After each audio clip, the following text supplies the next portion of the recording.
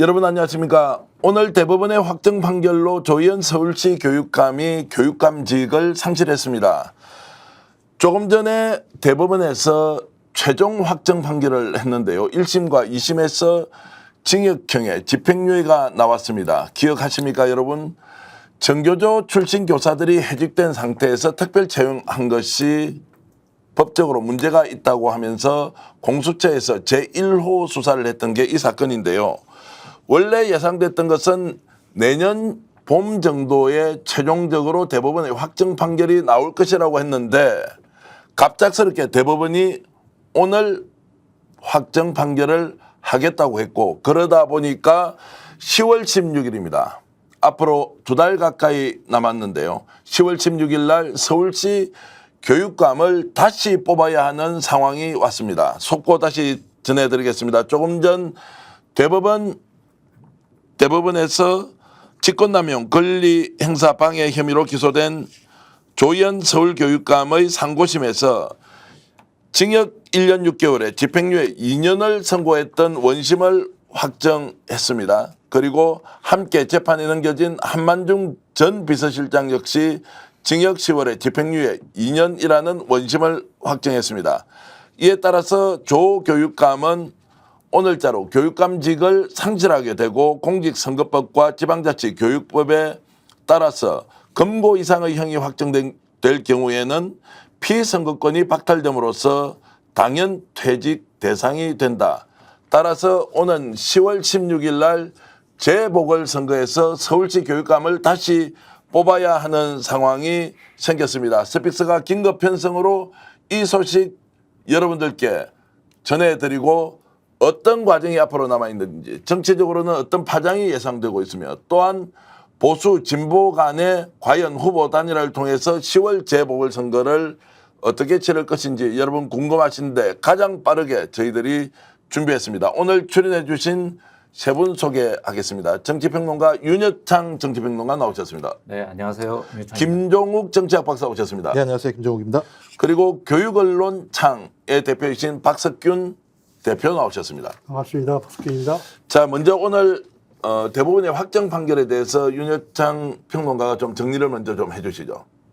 일단은 뭐 대표님도 아시겠지만 모든 정치평론가들이 몰랐습니다. 전혀 몰랐고요. 그리고 거의 대부분 내년 4월에 보궐선거가 있지 않을까, 만약에 확정 판결이 된다 하더라도.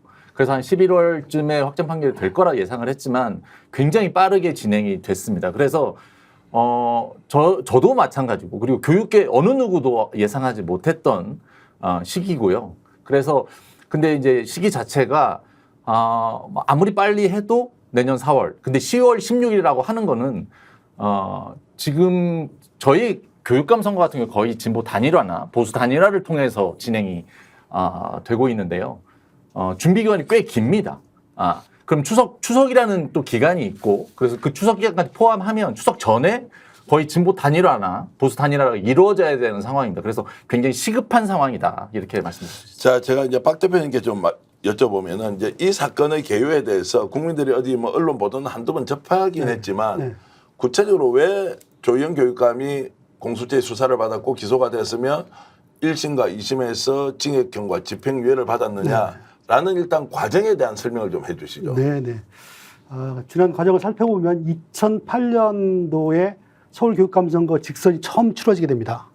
그러니까 그 당시 이제 주경복 민주진영에서 후보와 공정택 보수진영 후보가 대립을 하게 됐는데요. 그 당시 주경복 후보는 민주진보 진영에서 약 100개 시민사회단체의 그 공동 추대 후보가 됩니다. 이제 그 과정에 정교조도 역시 그 공동 후보 추대단에 들어갔고, 선거운동 과정에서 이제 후원금을 좀 사실 주경복 후보 당선을 위해서 지원했던 것. 그러니까 그건 뭐 조직적인 거라기보다는 조합원들이 주경복 민주진보 진영 후보가 당선되었으면 좋겠다는 마음으로 후원금을 냈던 거죠. 그것과 함께 또 뭐 조직적으로 선거를 독려했다, 이런 것들이 이제 검찰이 지적을 했고 그것이 기소가 되면서 여기까지 왔습니다. 그리고 그 이후에 이제 그분들이 이제 2012년도에 해직됩니다. 그러니까 그 당시에 한 7명 정도가 해직이 되는데요. 그 대법 확정 판결에 의해서 해직이 됐고, 그 해직된 교사들을 조희연 교육감이 이제 재선된 뒤에 2018년 10월부터 12월 사이에 5명을 경쟁으로 채용을 합니다. 근데 이제 공무원 채용 방식이 신규 임용과 경쟁으로 공개 특별 채용 이 두 가지가 있는데 신규 임용 방식이 아닌 특별 채용을 했습니다. 신규 임용 방식은 무조건 경쟁에 의해서 선발을 하게 됩니다. 하지만 특별 채용이라는 것은 그 특별 채용의 사유에 맞게 그 조건에 맞는 그런 그 공무원을 갖다 임용하게 됩니다. 그 과정에서 이제 사실 조희연 교육감이 함께했던 그 비서실장이 그 채용을 특정인을 뭐 선발해라라는 메시지를 줬다라는 이유를 가지고 이제 직권남용, 권리행사 방해죄로 대법원이 최종 확정 판결을 한 겁니다. 자, 이게 이제 정치자금법이나 선거법이 아니라 이제 교사를 특혜 채용을 했다는 것 때문에 상당히 논란이 많았습니다. 정교조 교사들이 후원금을 일부 냈다는 것 때문에 이게 과연 어느 정도까지 처벌을 해야 되고 징계를 해야 되냐. 이 과정에서 정교조와 서울시 교육청이 이제 싸움을 하게 됐고 그 과정에서 해직된 이제 교사들을 나름의 절차를 거치면서 채용을 했다고 일관되게 주장했지만 지금 법원에서는 그거 아니다. 특혜 채용이다라고 이제 김종욱 박사 몰고 가버렸습니다. 그러면 이제 인사권의 범위에 대해서 과도하게 법이 제재를 하는 거 아니냐라는 것은 이제 이 재판이 진행되는 1심 때부터 지속적으로 문제가 제기가 됐습니다. 그러나 이제 결국 대법원까지 갔어도 확정 판결을 한 걸 보면 조희연 교육감은 굉장히 억울하게 정치자금법이나 아니면 선거법이 아닌 다른 걸로 교육감직을 상실해버리는 상황이 돼버렸습니다. 그러니까 뭐 대체적으로 직권남용이라고 얘기하면 검찰 특수부가 특정하게 범죄를 유죄화시키기 위해서 많이 활용됐던 내용 중에 하나였었는데 이번도 마찬가지입니다. 그러니까 법령상 의무 없는 일을 하게 했다라고 얘기하는 건데 말씀하신 특별 채용이라고 하는 것이 법령상 의무가 없는 것인가와 관련해서 많은 논쟁이 있을 수밖에 없고 최근 법원에서도 직권남용 문제와 관련해서는 소위 직권을 어디서부터 어디까지 볼 것인가라는 부분하고 공무집행 과정에서 공무원들의 어떤 공적 행위 영역들을 갖다가 제약할 수 있다는 측면 때문에 잘 적용하지 않는 법들이거든요. 근데 특히 이 문제 같은 경우는 발생 원인 자체가 소위 그 교육 공무원들의 정책 중립 의무라고 하는 매우 협소한 어떤 우리 법령의 한계 속에서 만들어지는 교원들. 교원들은 피해를 본 거죠. 따지고 보면 그 교원들이 복권된 이후에 무슨 뭐 지금 와중에 있는 것도 아니고 복권된 이후에 공개적인 특별 채용이라는 방식을 통해서 별도로 채용을 한 건데 이 문제까지 직권남용으로 건다면 제가 볼 때는 교육공무원 특히 서울시 교육감 같은 경우는 앞으로 본인이 특별한 행정을 집행하는 과정에 엄청난 제약을 받을 수밖에 없을 것 같다라는 판단이 하나 드는 거고요. 또 특히 더 중요한 문제는 이렇게 속도가 빨랐을 때는 다 아시겠습니다만 그 대법원에 있는 재판관들이 10월 달에 재보궐선거가 없으리라는 걸 있다는 걸 다 아는 상황 아니겠습니까?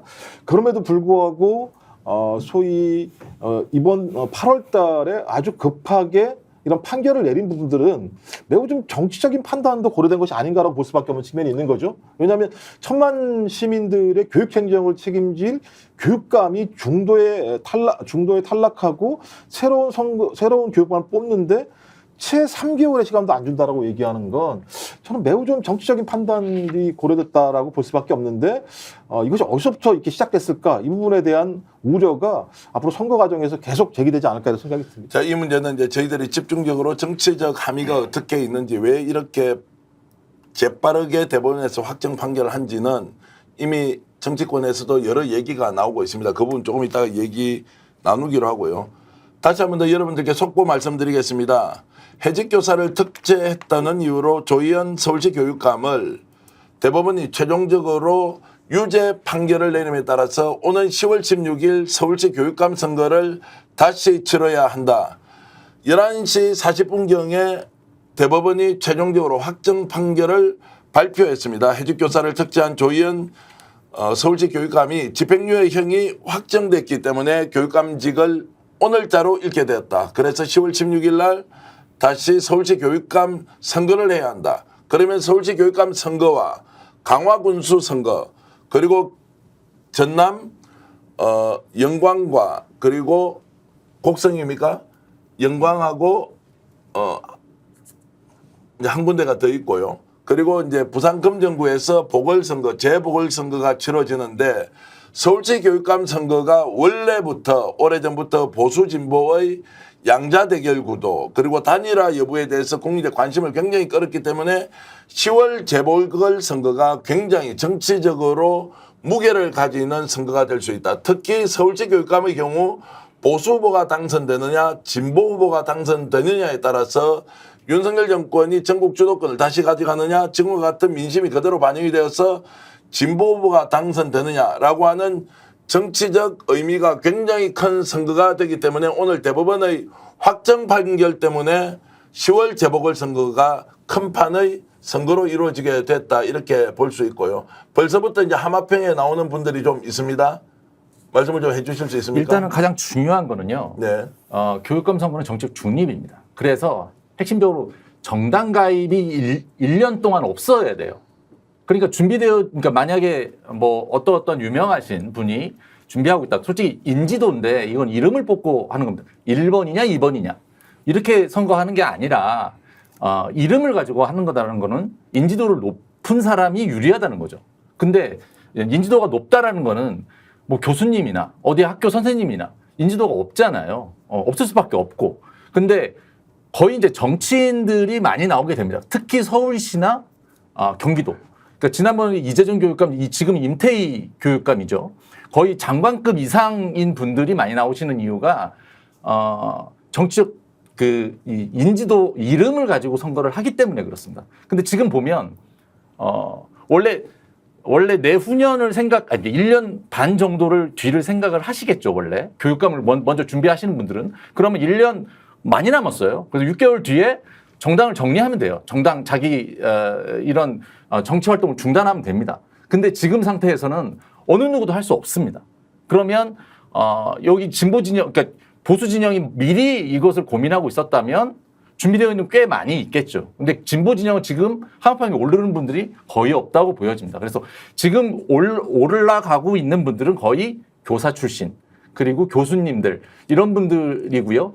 우리 교육청 우리 대표님께서 그 부분에 대해서는 말씀해 주실 수 있을까요? 네. 예. 먼저 좀 말씀드리기 전에 이번 판결의 무리한 점에 대해서는 좀 짚고 넘어가야 되지 않을까 생각합니다. 어떤 면이냐면 지금 미국에서는 대선이 진행되고 있죠. 근데 지난 11월 선거죠. 7월에 미국의 가장 큰 교원 노조가 있습니다. 약 300만 명이 회원으로 들어있는 NEA라는 곳인데요. 여기에서는 해리스를 대통령으로 추천을 하고 홈페이지에 해리스를 추천한다는 것을 공개를 했습니다.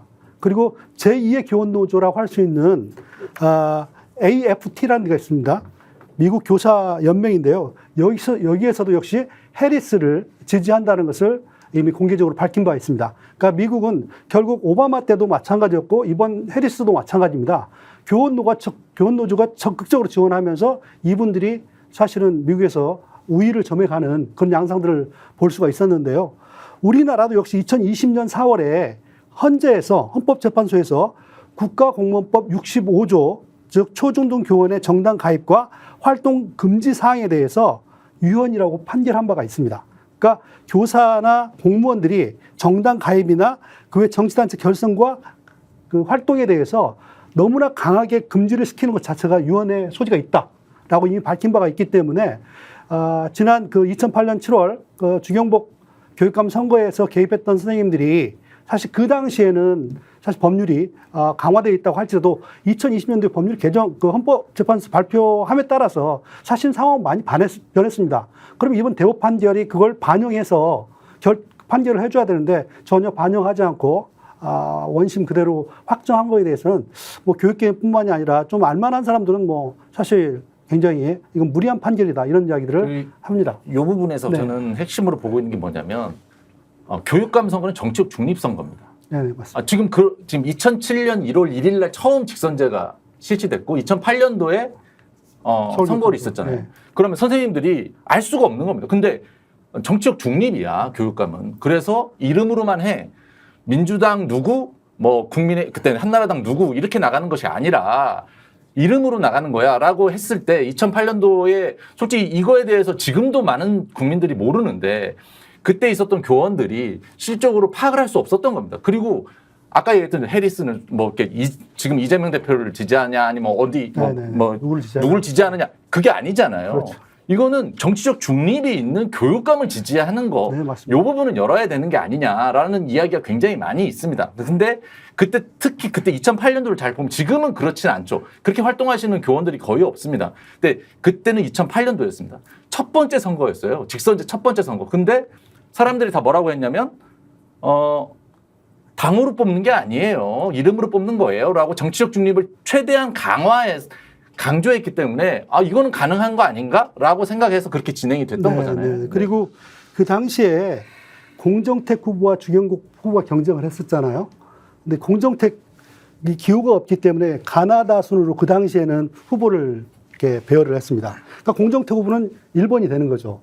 그러니까 주경국 후보에 비해서 굉장히 유리한 그 선거 용지상에 자리를 점유할 수 있었고, 그래서 공정택 후보가 당선이 됐던 웃지 못할 사실은. 그러니까 저희들이 있었죠. 이제 스픽스에서 이 방송을 하는 것은 물론 이제 이 선거가 재보궐선거가 생긴 그 원인 최초의 발화 지점이 무엇인지 따져보는 것은 전문가들의 토론 또 교사가 가지고 있는 정치적 권리를 어디까지 인정해 줄 것이냐, 그것은 기본권에 해당하기 때문에 따져볼 필요가 있지만, 오늘 저희들이 긴급 편성을 통해서 속보 전해드리는 것은 10월 달에 재보궐선거가 생겨버렸다는 거예요. 조희연 서울시 교육감이 오늘자로 교육감직을 상실해버렸다는 이것이 결과적으로 이번 선거를 굉장히 재보궐선거의 의미를 크게 가져갈 수밖에 없는 상황, 그리고 갑작스럽게 대법원이 확정 판결을 당초 예상보다 일찍 당겼다는 것은 뭔가 정치적으로 모종의 논의가 있었을 수 있다. 제 피셜을 좀 한마디 해볼까요? 예. 저는 사실은 지난 그 총선에서 보수 여당이 대패를 했죠. 그럼 반전의 기회가 필요했던 거고, 그건 보궐선거일 수 있고, 일반 그 정당 선거, 정치인의 선거 같은 경우에는 사실은 다시 선거를 하더라도 반전을 시키기가 쉽지 않을 거라고 저는 판단을 합니다. 하지만 교육감 선거의 경우에는 거물을 내놓는 경우에는 사실은 그 인지도에 의해서 선거에 당락이 결정되기 때문에 이번 서울 교육감 선거가 그렇게 흘러가지 않을까 하는 우려를 하고 있습니다. 예, 그 부분도 이제 집중적으로 좀 나누어 보겠습니다. 지금 많은 분들이 댓글 주고 계신데요. 자, 정치인이 필요한 선거냐 이런 의견도 있고, 포럼님께서 이걸라라님 그리고 김성훈님도 차라리 잘 됐다, 기회다, 뭉쳐서 완전히 이번에 민심이 무엇인지 보여주자 이런 의견이 있고, 이 민심이 이제 정권 심판에 대한 것인지 아니면 보수가 다시 일어서서 뭔가 국정 운영의 주도권을 가져가는 것으로 갈지 모르지만, 김정욱 박사님, 이거는 이제 이미 정치적 선거가 되어버리는 상황이죠. 네, 그렇죠. 왜냐하면은 이제 이번 그 총선이 끝나고 난 다음에 2년 동안 큰 선거가 없다. 따라서 정치적으로 어떤 부분에 대한 국민적인 심판을 하기 어려운 상황이라고 얘기했었는데, 갑자기 이제 10월 달에 소위 재보궐선거에서 서울시 교육감 선거가 등장한다는 건 어떤 형태로든지 아무리 이 선거가 교육감이기 때문에 중립적 우위가 있다고 하더라도 실제 선거 자체는 정치적 쟁점을 통해서 시민들이 정치적 판단에 따른 투표 어떤 후보를 결정할 수밖에 없는 상황이 됐다.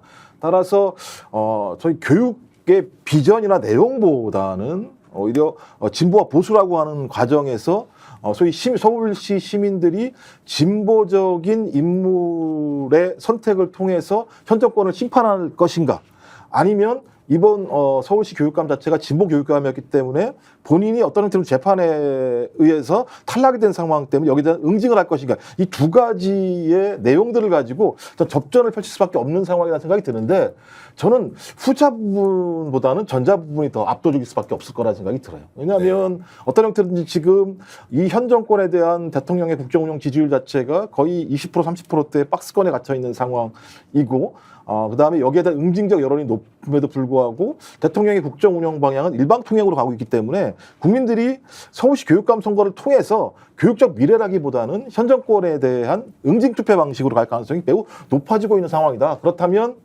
말씀하신 것처럼 재보궐선거가 매우 예를 들면 정치적 함의가 폭증되어 있는 상황에서 선거가 진행될 수밖에 없고, 저 이게 좋은 건지 나쁜 건지 잘 모르겠어요. 왜냐하면 교육적 문제를 다루는 문제이기 때문에 교육적 내용보다는 정권 심판이냐 아니면 진보 교육감 심판이냐라고 하는 논리로 가는 것 자체가 우리 교육에는 좋은 함의는 주지 않을지 모르겠습니다만, 저는 뭐 좋은 후보가 등장해서 나온다면 저는 교육의 미래와 소위 현 정권의 실정을 두 가지를 동시에 심판할 수 있다는 의미에서는 뭐 지금 조희연 교육감님에 대해서는 좀 미안한 얘기입니다만 상당히 좀 상징적인 의미가 있지 않을까 이런 생각을 하게 됩니다. 자, 이런 이제 분석도 가능하고 저희들이 아마도 가장 빠르게 여러분들께 판시와 판도에 대한 저희들 토론을 진행할 건데요.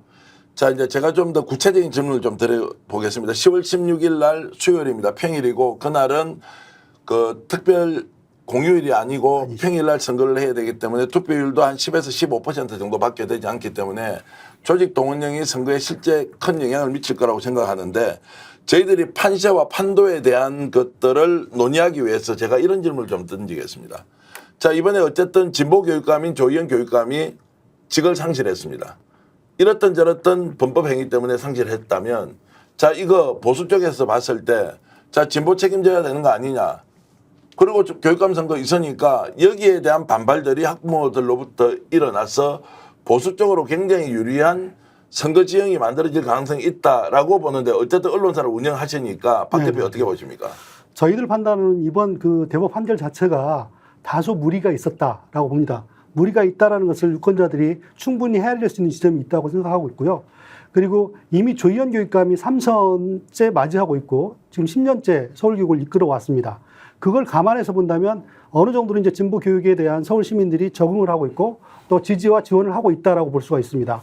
그렇게 놓고 본다면은 이후에 선거, 보궐선거에서도 진보 후보에게 유리하게 작용하지 않을까 생각을 합니다. 왜냐하면 이 교육이 다시 보수 후보에 의해서 다시 뭐 경쟁교육 중심으로 또 뭐 일제고사나 학생인권의 후퇴나 또는 뭐 치적 중심의 예산을 사용한달지 이런 무리한 그 보수 교육감들이 해왔던 실태를 감안해서 본다면 서울교육은 아무래도 조희연 교육감이 해왔던 진보교육 또 미래교육 이 방향이 지속 가능하게 나가기를 바라는 것이 저는 유권자들의 생각이 되지 않을까 생각합니다. 자, 이런 뭐 의견도 있고요. 제가 어제 취재를 좀 해보니까 보수 쪽에는 강력하게 이주호 현 교육부 장관, 교육부총리를 서울교육감으로 출마시켜야 하는데 본인은 국회에 나와서 상임위 답변에서 출마할 생각이 없다라고 이제 했습니다. 김정 박사. 네. 자, 그러면 짧은 기간에 후보를 정하고 단일화까지 해야 되니까 인지도가 굉장히 중요한 문제인데 보수 쪽에서는 오히려 전체적인 국정 운영의 동력을 좀 확보하기 위해서 적극적으로 개입해서 보수 단일 후보를 만들고 이 사람이 좀 더 국민들에게 알려져 있는 인지도가 높은 대중정치인을 내세울 가능성이 있다 이렇게 전망할 수 있지 않습니까? 네, 그럴 수 있긴 합니다만 지난번 선거를 봤을 때 보수가 단일화를 못했던 측면들이 분명히 있었죠. 그러니까 보수 내부가 단일화를 하기 위해서는 매우 강력한 힘이 있어야 되는데 그 강력한 힘이라고 얘기하는 건 예를 들면 보수 진영을 대표하고 있는 집권 여당 또는 대통령의 국정 운영에 대한 국민적 지지가 높을 때는 이게 가능해요. 압력 행사가 가능하기 때문에 그렇습니다만 지금 상황에서 소위 보수가 단일화할 수 있는 힘의 원천이 존재할 수 있을 것인가라고 하는 하나의 고민이 있는 측면이 있고요. 만약에 여론조사 지지율 관련해서 굉장히 큰 차이가 난다면 보수가 단일화할 수도 있겠죠. 근데 전제 조건이 뭐냐? 진보와 보수 두 개를 놨더니 진보 교육감 후보가 월등히 높다고 얘기하면 저는 이 보수 단일화 같은 경우도 예를 들면 득표율을 확산할 수 있는 힘이 없을 거라고 하는 이 두 가지 딜레마에 좀 빠질 거라는 생각이 들기 때문에 뭐 지금 단언할 수 없습니다만 저는 지난번 선거도 어찌 보면 문재인 정부에 대한 어떤 그 심판 여론 또 그다음에 윤석열 대통령이 새롭게 등장한 상황 속에서도 서울시 교육감 같은 경우는 조희연 교육감이 승리했다라고 하는 경기도와 좀 다른 측면들이 분명히 있어서 서울시 내부에서는 정당과 무관하게 진보적인 교육감이 교육 문제에 있어서는 상당히 능력이 있다라고 하는 부분들에 대한 공감들이 있다는 생각이 들거든요. 거기다가 만약에 지금 윤석열 정부와 관련이 있는 인물이 나왔을 때 저는 그 사람이 서울시 시민들에게 지지를 받을 수 있을 것인가라고 하는 측면이 있기 때문에 구조상으로는 저는 오히려 진보적인 인물 대신에 이제 경기도 같이 예를 들면 좀 인지도가 낮은 분이 나온 측면이 분명히 있습니다만 서울에서 인지도가 괜찮은 분이 진보 교육감으로 나오신다면 보궐선거를 함에도 불구하고 저는 상당히 상황과 조건 자체들은 진보 교육감에게 유리한 국면으로 가고 있는 거 아닌가 이렇게 판단이 듭니다. 자, 인지도 싸움이 될 것이다라고 예측하다 보니까 유원회 전 교육부총리, 교육부 장관이 출마할 것이다라는 설이 나오고 있는데 이게 가능한 이야기입니까? 일단 교육감 후보 자격 요건이 있습니다. 가장 중요한 거는 교육 경력 또는 교육 행정 경력이 3년 이상 있어야 되고요. 이건 기본입니다. 이게 가장 첫 번째고 두 번째는 정당 경력이 1년 동안 없어야 됩니다. 근데 지금 유은혜 장관님은 안 될 겁니다. 제가 알기로는 안 되는 걸로 알고 있고요. 많은 분들이 거기에 조건에 해당되는 분들이 굉장히 적은 걸로 알고 있습니다. 예. 알고 있고 아까 지금 말씀하셨듯이 경기도가 지난번에는 1대1 구도였습니다. 그 전에는 7명, 8명이 나왔어요. 왜 1대1 구도였냐면 보수 중도의 나는 보수 교육감, 나는 중도 교육감이라고 했던 많은 사람들이 나온 그 전 선거에 비해서 적게 나온 임태희라는 굉장히 무게감 있는 분이 나오니까 다 정리되는 겁니다. 네. 예. 그래서 진보 단일화 후보 그리고 보수 단일화 후보 이렇게 1대1로 붙게 됐거든요. 이번에도 그럴 수 있는 가능성이 굉장히 높다. 만약에 이주호 장관이 나온다고 하면 이주호 장관이 지난 선거 때 서울시 교육감 나오려고 했죠. 네, 맞습니다. 예, 나오려고 했습니다. 나오려고 했는데 나오지 않았어요. 그러니까 이제 모종의 이런 뭐 교육 장관 이런 게 있었겠죠. 그러니까 욕심이 있으신 거예요. 그러니까 서울시 교육청을 운영한다는 것 자체, 교육감이 된다는 것 자체는 한국 사회, 한국 대한민국 교육의 메인을 이끌어간다라고 봐도 됩니다. 그리고 교육부 장관은 집행할 돈이 없지만 여기는 돈이 있죠. 재정이 있고. 그래서 이런 부분에 있어서 제가 볼 땐 충분히 나올 가능성이 높다 이렇게 저는 보고 있습니다. 자, 그래서 지금 이제 보수 쪽에 지금 거론되는 보수 진보 나눠서 저희들이 한번 분석해 보겠습니다. 보수 쪽에서 거론되는 후보군 네. 어떤 분들이 있습니까? 현재 거론되고 있는 자천 타천으로 이제 거론되고 있는 분들은 유순호 한국방송대 전 총장님이 거론이 되고 있고요. 그다음에 이제 박선영 전 그 자유선진당 제18대 의원이죠. 그리고 잘 아시다시피 2018년 교육감 선거에 출마해서 약 36% 정도를 득표를 했죠. 그리고 이제 안양옥 한국교총 전 회장인데 아직 선거는 출마는 안 했지만 굉장히 의지가 강한 것으로 저희들은 파악을 하고 있습니다. 그다음에 조전혁 한나라당 제18대 의원이 지난 선거에서 조희연, 그다음에 조전혁, 박선영 3자 구도에서 약 23.49%를 얻은 바가 있습니다. 현재 강력하게 떠오른 것은 여기에 이제 이주호 장관이 출마를 하느냐 마느냐 이게 초미의 관심이 될 것 같고요. 아까 대표님께서 말씀하신 대로 국회 상임위에서는 그 이주호 장관이 밝혔습니다. 난 출마하지 않겠다. 이번이 공직의 마지막으로 생각한다. 이렇게 말했지만 여전히 국힘 내부에서는 이주호 장관이 출마를 할 거다라고 이렇게 군부를 지피고 있습니다. 그래서 이건 지켜봐야 될 거고 공직 사퇴 시한이 이제 30일로 되어 있죠. 보궐선거는.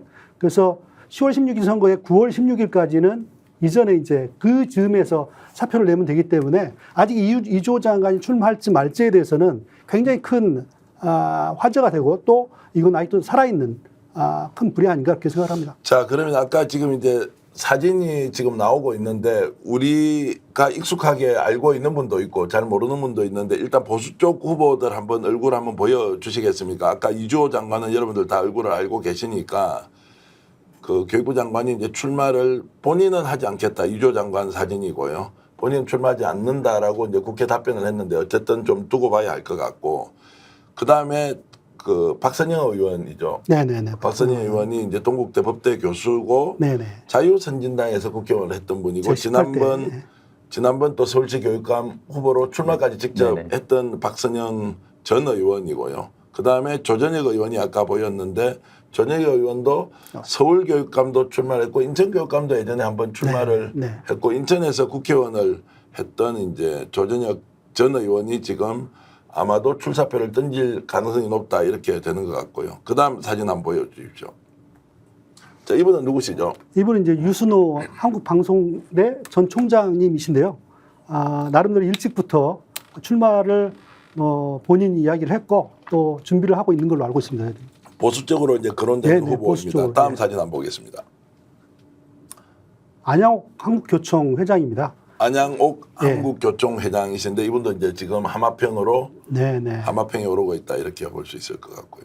한국장학재단 이사장도 했고 꽤 이제 준비를 탄탄하게 해온 걸로 알고 있습니다.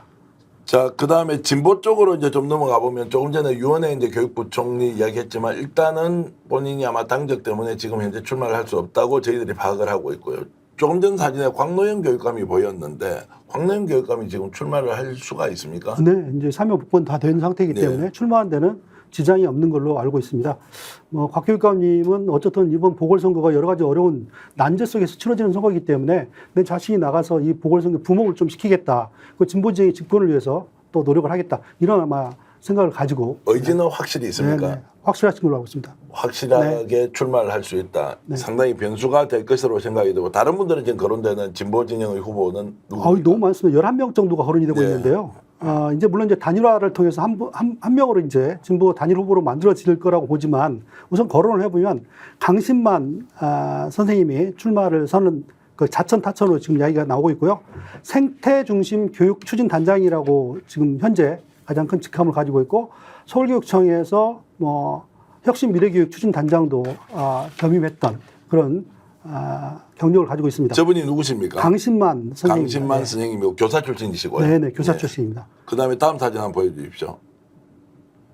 네, 김경범 서울대 교수님이시고요. 서울대 네. 서문학과 교수님이십니다. 입시 쪽으로 좀 많은 혁신적인 정책을 또 제안하셨던 그리고 입시 쪽에서 많은 그 네트워크를 가지고 있는 그런 교수님이십니다. 준비를 이전부터 해오셨습니다. 예. 다음 사진 보겠습니다. 김동춘 전 성공회대 교수님인데요. 네. 교수님이 직접 출마를 선언하셨는지는 저는 확인은 못했습니다. 하지만 자천 타천으로 계속 거론되어 왔던 후보군 중에 한 명입니다. 다른 사진도 보겠습니다.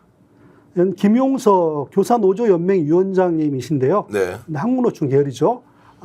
조직이 워낙 교사노조가 이제 요즘 조직력이 굉장히 확대되면서 이번 출마도 역시 같이 선언을 한 걸로 교사노조 연맹이 아마 지금 정교조 그리고 한국교총과 관련된 교사단체 중에서 지금 규모가 가장 큰 네, 그렇습니다. 단체로 이제 네. 활동을 이제 하고 있고 김용서 이제 교사노조 연맹위원장입니다. 네네, 그렇죠. 연맹위원장이 이제 거론이 되고 있고 그리고 지금 이제 중앙대 김누리 교수가 네. 교육혁신을 외치고 특히 독일 방식의 한국교육혁명 이런 것들을 내세우고 있는 분도 계신데요.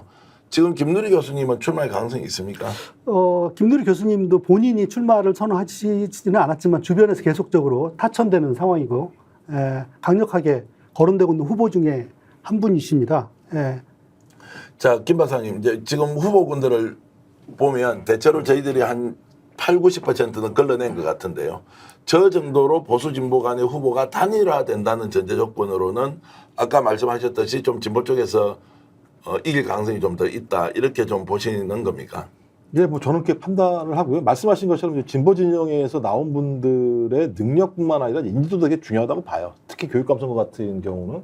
그래서 뭐 저 같은 경우는 이제 지난번 경기도 교육감 선거 같은 경우는 전 이재정 교육감이 계속 나왔어야 된다고 저는 생각을 했었는데 본인이 이제 재선만 하고 안 나오게 되면서 어찌 보면 경기도 교육감 선거 자체가 좀 보수 쪽 후보에게 쏠림 현상이 발생했던 측면이 분명히 있는데 저는 지금 상황 자체는 매우 진보 진영 또는 진보적인 교육감 후보에게 좋은 환경으로 갈 수밖에 없는 상황이라는 생각이 분명히 들고요. 또 특히 이제 이번에 어떤 재판 과정도 보면 무슨 개인적인 비리 문제 이런 것들이 아니라 매우 지금 교육자들에 대해서 정치적 중립성을 요구하면서 실제로 교육감 선거가 매우 정치화되어 있는 상황에서 발생한 문제거든요.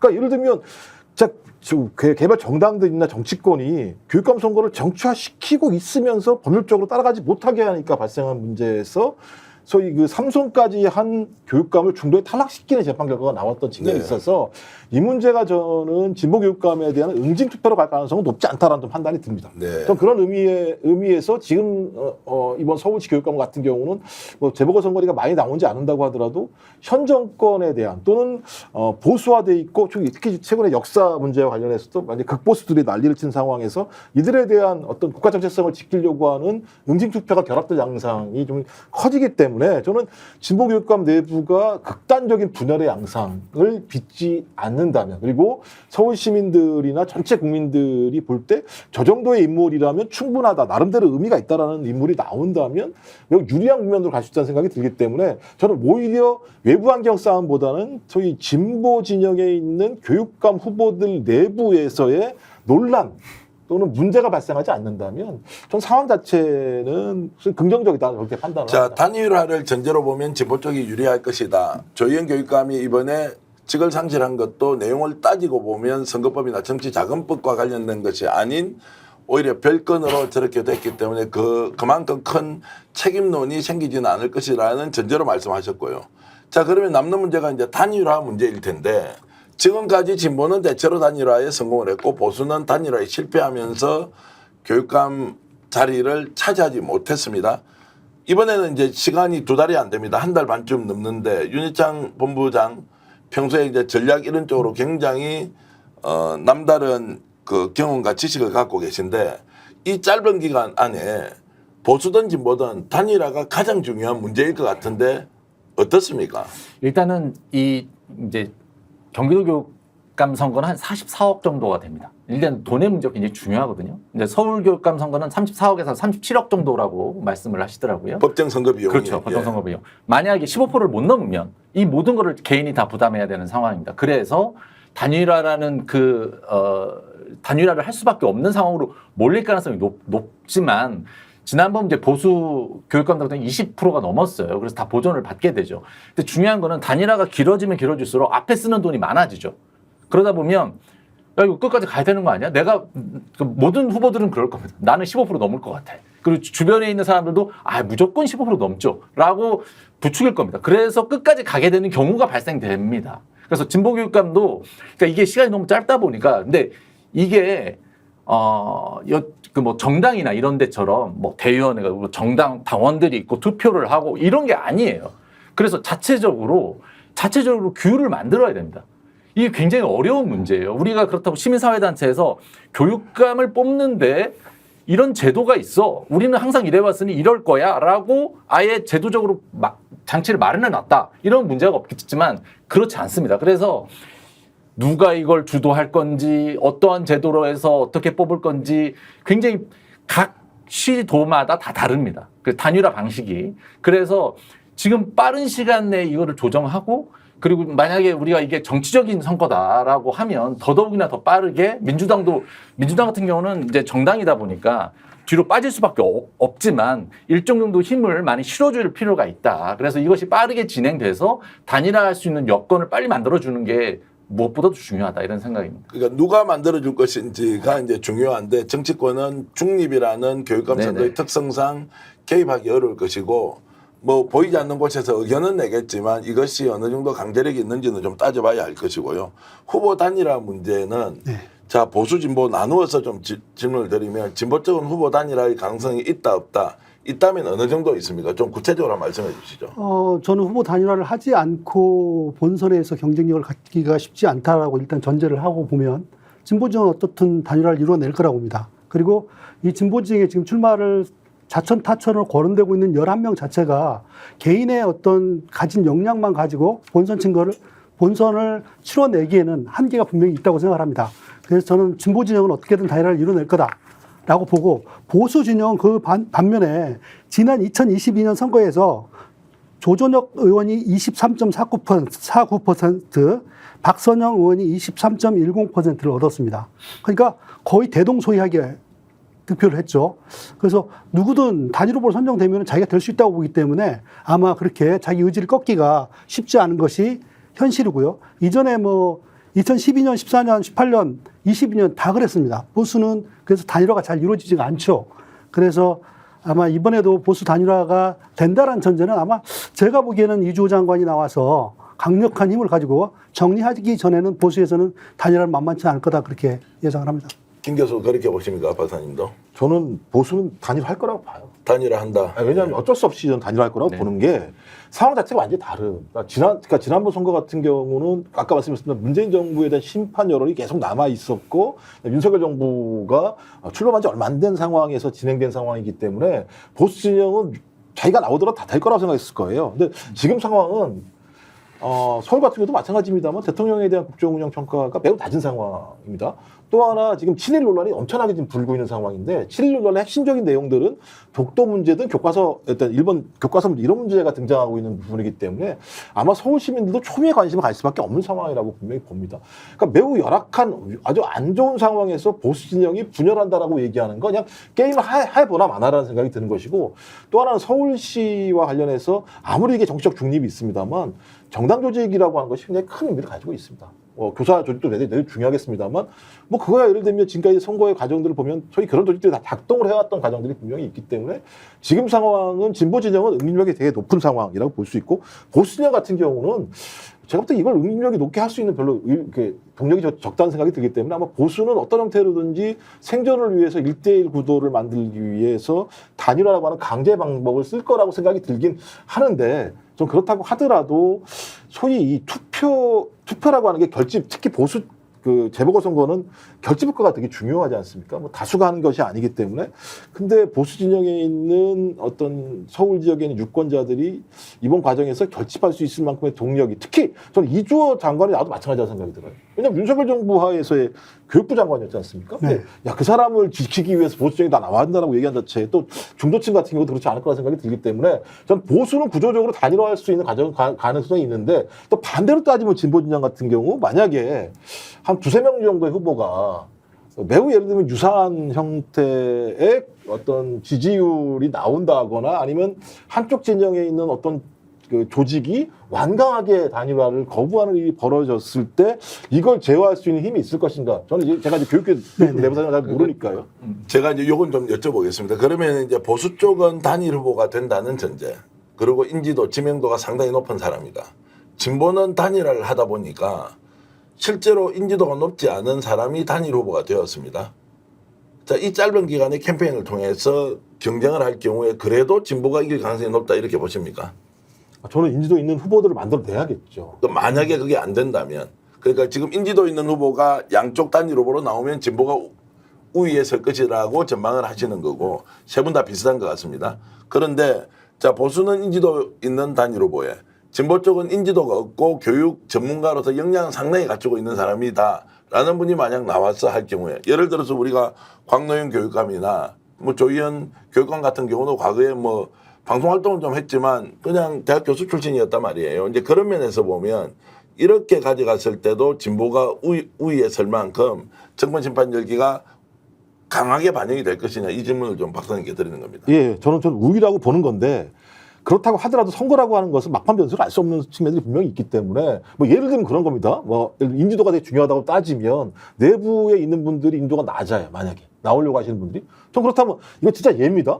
좋다 그럼 이재정 경기도 교육감이라고 하는 사람은 되게 예를 들면 사람들이 안단 말입니다. 국회의원도 했었고 장관도 했었고 교육감도 했었고 총장도 했었기 때문에 예를 들면 그런 분들 갖다가 이런 택일을 해가지고 진보 진영에서 끌고 올 수도 있는 거라는 생각이 들거든요.